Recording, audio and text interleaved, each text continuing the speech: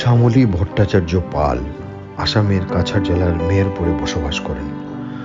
উনি একজন খ্যাতনামা লেখিকা, মূলত কবিতা এবং নিবন্ধ, যা বরাক উপত্যকা, পশ্চিমবঙ্গ এবং বাংলাদেশের পত্রপত্রিকায়, লিটল ম্যাগাজিন এবং কিছু অনলাইন পত্রিকায় প্রকাশিত হয়।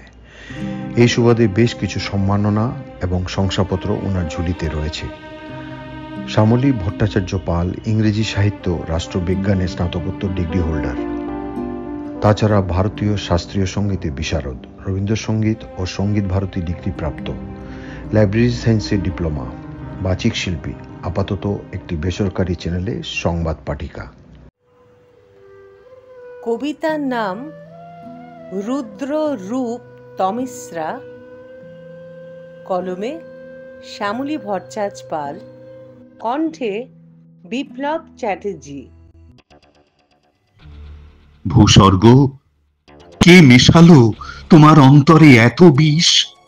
ওরা নিরপরাধকে মারে, আনন্দে খেলে বিষাদের রোশনাই খেলা।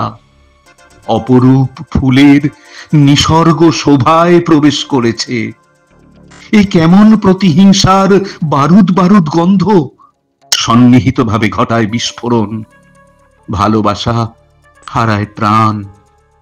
আয়তলোচনার চোখে এখন রুদ্র রূপ তমিশ্রা। রক্ত লোলুপ সহিংসতায়, পিতৃহারা শিশুর কান্নায় ঝিলামের স্রোত হারিয়েছে তার লাবণ্য জোয়ার। আর মন মধুর ছন্দ, আর মন মধুর ছন্দ।